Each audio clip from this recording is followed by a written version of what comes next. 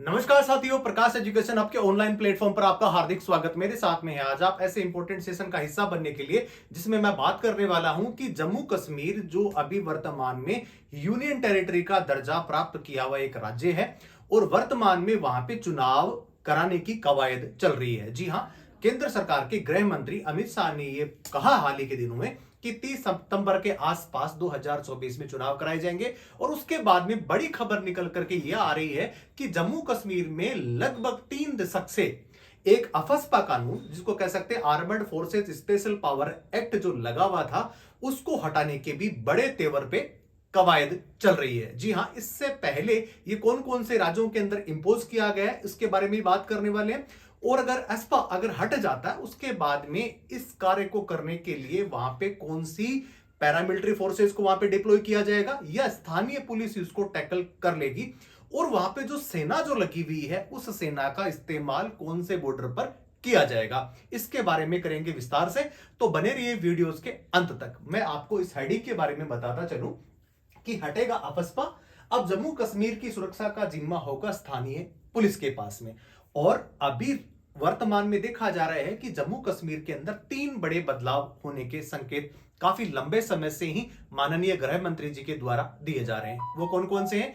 एक तो union territory का दर्जा प्राप्त किया हुआ जम्मू कश्मीर, उसको पूर्ण राज्य का दर्जा दे दिया जाएगा। नंबर दूसरी बात है कि वहां पे चुनाव भी वर्तमान में करवाए जाएंगे, जहां पे एक लोकतांत्रिक व्यवस्था को मजबूत करने के लिए आम चुनाव का होना बहुत जरूरी है और वहां पे स्थानीय प्रतिनिधि और जनता को जो प्रतिनिधित्व मिलना चाहिए उसके बारे में भी बात चल रही है।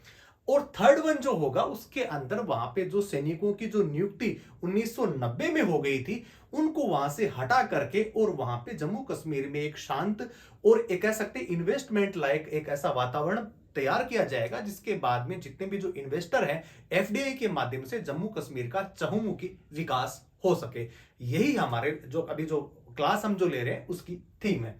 अब आपको बताता चलता हूं कि अभी जो वर्तमान में जो बज बनावे जो चर्चा इसलिए बनी हुई है कि आप देख रहे हैं मेरे पीछे कि संपादकीय घाटी में अफस्पा आपको हटा करके सुरक्षा व्यवस्था पुलिस को सौंपने के बारे में तैयारी चल रही है और लोगों का विश्वास जीतने के लिए अगला कदम यह होने वाला है कि वहां से सैनिकों की जो नियुक्ति थी उसको हटा करके वहां पे एकदम जो है सामान्य हालात करने के लिए इस प्रकार की पहल केंद्र सरकार के द्वारा की जा रही है। आप पीछे देख रहे हैं जम्मू कश्मीर हटा आपस तो सीआरपीएफ को मिल सकती है सेना की बागडोर, या पुलिस करेगी इसका पूरा का पूरा कौन सा दारमदार सुरक्षा वाला, वो भी कर सकते हैं। इसके अलावा कश्मीर से अफस्पा हटाना क्या सीआरपीएफ सेना की जो जिम्मेदारी संभालने लेने के लिए तैयार है या नहीं है, इसके बारे में वर्तमान में इस प्रकार की चीजें करी जा रही है। अब आप देखते हैं कि वर्तमान में चर्चा में क्यों है, अफस्पा कानून की शुरुआत कब से होती है और वर्तमान में भारत के अंदर ऐसे कौन कौन से राज्य जहां पे इसको इंपोज किया गया है। यह ऐसे बात भी कर सकते हैं कि अभी अरुणाचल प्रदेश, मणिपुर, मेघालय और असम के कुछ ऐसे हिस्से थे जहां पे अफस्पा कानून लगाया तो गया था, लेकिन समय को देखते हुए परिस्थितियां जैसे ही चेंज हुई वहां से धीरे धीरे क्रमबद्ध तरीके से उसको हटाए जाने की कवायद लंबे समय से चल भी रही थी और हटा दिया भी गया है।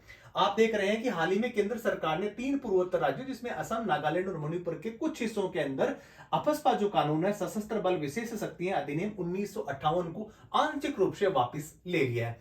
अब बात बताता चलूं मैं आपको कि अफस्पा होता क्या है। अफस्पा वो कानून होता है जिसके अंदर कुछ शक्तियां या यो कहें कि न्यायिक मजिस्ट्रेट की शक्तियां या बहुत सारी ऐसी शक्तियां वो सेना को सुपुर्द कर दी जाती हैं। किस विषय में? कि जहां पे अतिवाद ज्यादा हो जाता है, इंसर्जेंसी ज्यादा हो जाती है और आतंकवाद जैसी घटनाएं लगातार बनी रहती हैं और पत्थरबाजों के द्वारा इस प्रकार की घटना अगर स्थानीय लेवल पे बड़े लेवल पे करी जाती है, वहां पे पुलिस के सामने इस प्रकार की बड़ी चुनौती आ जाती है कि इससे निपटा कैसे जाए। उसके लिए एक कानून लेकर के आया गया जिस कानून के अंदर इस प्रकार की सशस्त्र सेना जो बल थे उनको विशेष शक्तियों से उनको क्या कर दिया गया, लेस कर दिया गया। कौन कौन सी निरंकुश ऐसी शक्तियां दी गई हैं, क्योंकि लोग ये आवाज उठाते हैं कि इससे जो सेना है वो निरंकुश हो गई है। लेकिन ऐसा बिल्कुल भी नहीं। आप देख रहे हैं उदाहरण के तौर पे कानून का उल्लंघन करने वाले, हथियार और गोला बारूद रखने वाले किसी भी व्यक्ति के खिलाफ गोली चलाने के लिए आप किसी प्रकार के आदेश लेने की आवश्यकता सेना को नहीं होती। अगर ऐसी घटनाएं होती हैं तो सेना को सामने से जवाब देने के लिए किसी को पूछने की आवश्यकता नहीं है। उसको पकड़ भी सकते हैं, उसमें मुकदमा दर्ज कराया जा सकता है, और अगर आमने सामने की मुठभेड़ होती है तो वहां पे गोली चलाने के भी आदेश सेना को स्वतः ही मिल जाते हैं। अगर हाइडआउट्स के अंदर आतंकवादी किसी मकान के अंदर छुपे हुए हैं और वो किसी व्यक्ति का निजी मकान है, लेकिन वहां पर भी सेना को आदेश होते हैं कि पूरे आईडी के द्वारा उस मकान को उड़ा करके और आतंकवादियों का समूल जो नष्ट है या सफाया उनका कराया जा सके। अब उसमें क्या होगी, जहां पे भी उचित संदेह होता है वहां पे वारंट के बिना व्यक्तियों को गिरफ्तार करने और परिसर की तलाशी लेने की शक्तियां स्वतः ही इसको मिल जाती हैं। धारा 3 के तहत अशांत क्षेत्र घोषित किए जाने के बाद इसे केंद्रीय किसी राज्य के राज्यपाल द्वारा राज्य या उसके कुछ हिस्सों पर इसको लगाया जाता है। पहले इसकी शुरुआत 1958 के आसपास हो जाती है और पहले ये ईस्टर्न स्टेट के अंदर लगाया गया था। 1990 के आते आते आसपास आते जम्मू कश्मीर की आबो हवा के अंदर एक अतिवाद नामक, एक कह सकते हैं कि अतिवादी संगठनों के द्वारा एक नई मुहिम छेड़ी गई और वहां पे इस प्रकार का जो एक कह सकते हैं कि पहले जो सांप्रदायिक सौहार्द की जो वहां पे हवा जो बयार जो बह रही थी उसके अंदर क्या घुल गया, जहर घुल गया। और उसके बाद में जैसे जैसे चीजें बढ़ती गई वैसे वैसे वहां के जो लोग थे जो मुस्लिम समुदाय से संबंध नहीं रखते थे, जो अल्पसंख्यक थे जम्मू कश्मीर में, जो अल्पसंख्यक थे, जो अन्य जिसमें बात कर सकते हैं हिंदू या फिर सिख लोग, उनको वहां से जबरन निकलना पड़ा और उनके साथ में अनेक प्रकार के अत्याचार तो हुई। ऐसा मतलब खबरें आती रही हैं, जिसके बाद में कहा जा सकता है कि वहां से लोग पंडितों की वापस से वहां से क्या होगी, वहां से पलायन कर गए। और उसके बाद में सरकार को यह जरूरत महसूस हुई कि यहां पे अब जो स्थितियां हैं वो पुलिस के कंट्रोल में नहीं रही, और उसके बाद में यहां पर अफस्पा को इंपोज कर दिया गया। अभी हाल ही के अंदर इसीलिए चर्चा में बना, आप देख रहे हैं कि चुनाव के बाद जम्मू कश्मीर में 3 बड़े बदलाव लाने की तैयारी चल रही है, जिसके अंदर उसको एक पूरा पूर्ण राज्य का दर्जा दिया जाना होगा, और उसके अलावा वहां पे स्थानीय लेवल पे विधानसभा के जो चुनाव होते हैं वो करवाए जाने होंगे, और लास्ट में होगा कि अफस्पा कानून को भी धीरे धीरे एक क्रमबद्ध तरीके से उसको हटाया जाएगा। लेकिन उन सैनिकों का क्या होगा जो वहां पे डेप्लॉय हैं? पहले बात तो सेना को हटाया जाएगा, उसके साथ में दूसरा जो सबसे बड़ा जो पॉइंट है उसके बारे में आपको थोड़ा सा मैं विस्तार से बता दूं कि राष्ट्रीय राइफल क्या होती है। ये गृह मंत्रालय के अंडर आती है ये, और ये भी सैनिक ही होती है। यहां पे इनको क्या आंतरिक शांति को बनाए रखने के लिए आरआर की स्थापना की गई। अब वहां पे आरआर के लोग रहेंगे, राष्ट्रीय राइफल के लोग रहेंगे, वही सैनिक रहेंगे, लेकिन सेना को वहां से थोड़ा सा विड्रॉल कर लिया जाएगा। उसको पाकिस्तान और अरुणाचल प्रदेश के आसपास और जो चाइना के साथ में जो सटी हुई सीमा है वहां पे उनको डिप्लॉय कर दिया जाएगा। हालांकि सेना फिर भी पुलिस का साथ देते हुए नजर आएगी। अब पुलिस को तैयार करने के लिए, उनको ट्रेन करने के लिए सेना ने क्या किया है, तो उसके लिए सेना के का एक बहुत बड़ा कैंप है जहां पे इस प्रकार की ट्रेनिंग सैनिकों को दी जाती है। जब उनको आतंकवाद क्षेत्र के अंदर डिप्लॉय किया जाएगा, लगभग 1100 ऐसे इंस्पेक्टर हैं, उनको वहां पे अभी वर्तमान में भेजा गया है, जिसके बाद में जो ट्रेंड होंगे और उनके बाद में उनको वहां पे डिप्लॉय कर दिया जाएगा। आप देख रहे हैं कि पुलिस संभालेगी राज्य का पूरी सुरक्षा का व्यवस्था का। 30 सितंबर से पहले विधानसभा चुनाव भी संभव नजर आ रहे हैं।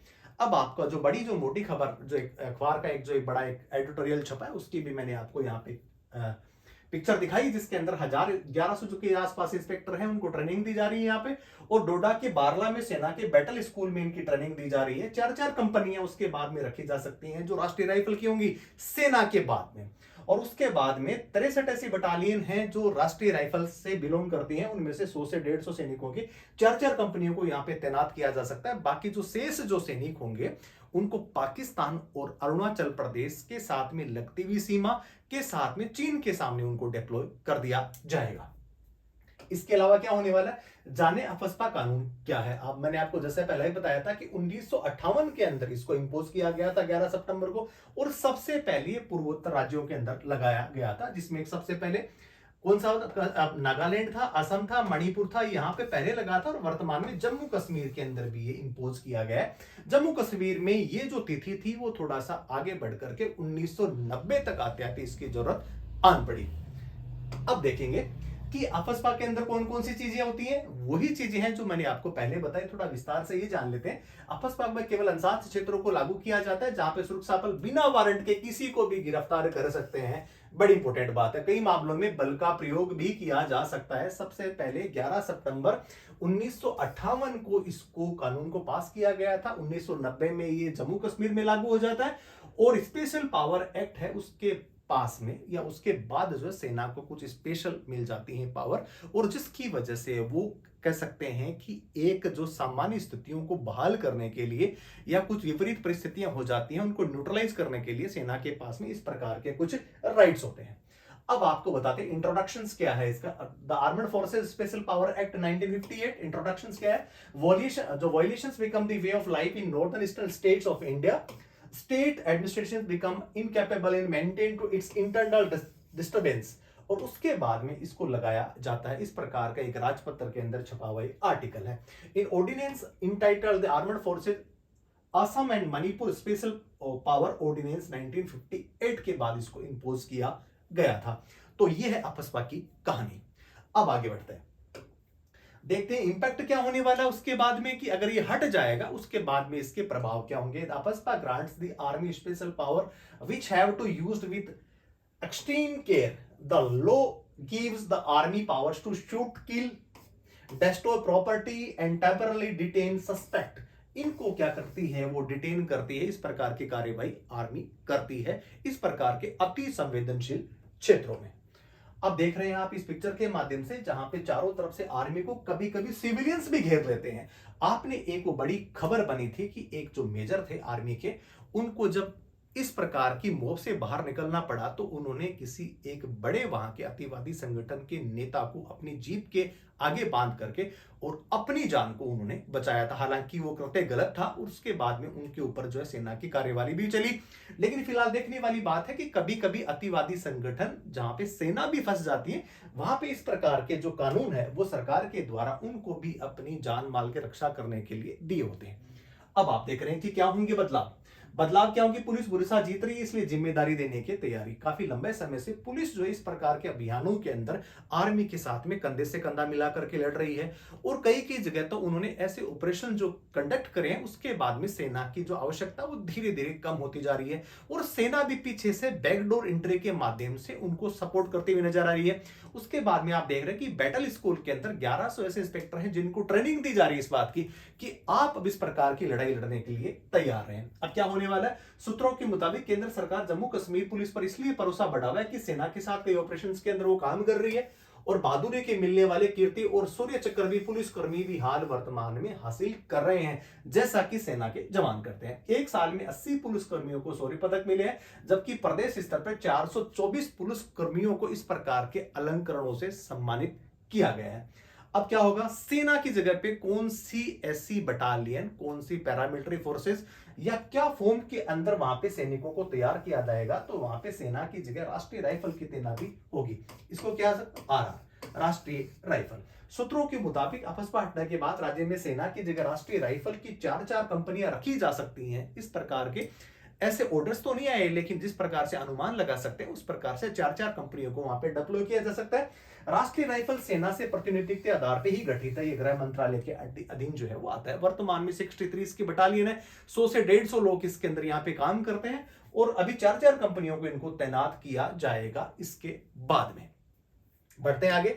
अब लास्ट में आप देख रहे हैं कि assembly elections in Jammu and Kashmir before सितंबर centre to consider revoking AFSPA, Amit Shah वर्तमान में गृह मंत्री।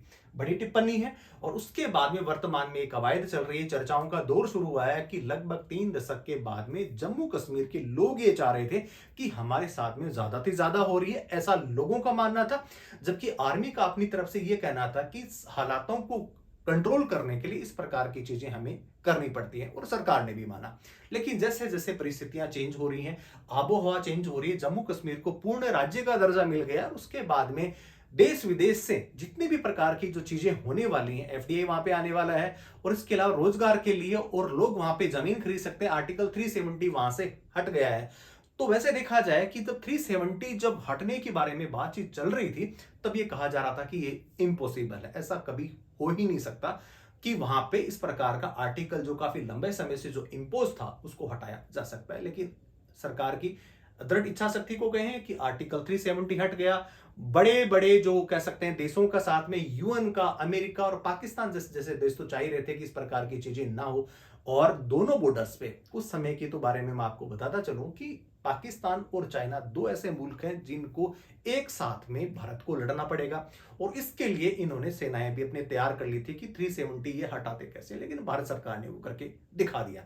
अब बात कर रहे हैं कि वहां पे सामान्य जो जनजीवन है उसको कैसे बहाल किया जाए, लोगों को अधिकार मिले और लोग ज्यादा से ज्यादा नौकरियां पाए और वहां पे रोजगार के जो अवसर है उनको और ज्यादा अच्छे से और बेहतरी से तलाश सके। और जो जम्मू कश्मीर जो कटा हुआ सा रहता था उसकी जो कनेक्टिविटी वो भारत सरकार या क्यों कहे कि अन्य राष्ट्रों के अपने अन्य राज्यों के साथ में उसकी कनेक्टिविटी और ज्यादा अच्छी तरह से हो सके। और इसके लिए सरकार प्रयास कर रही है और पूर्ण राज्य का दर्जा उसको देने वाली है। लोकसभा के बाद में जो अभी वर्तमान में चल रहे हैं वहां पे 30 सितंबर तक वहां पे विधानसभा के चुनाव भी कराए जा सकते हैं। तो आज के सेशन में इतना ही बने रहिए प्रकाश एजुकेशन हब के साथ में। जय हिंद, जय भारत।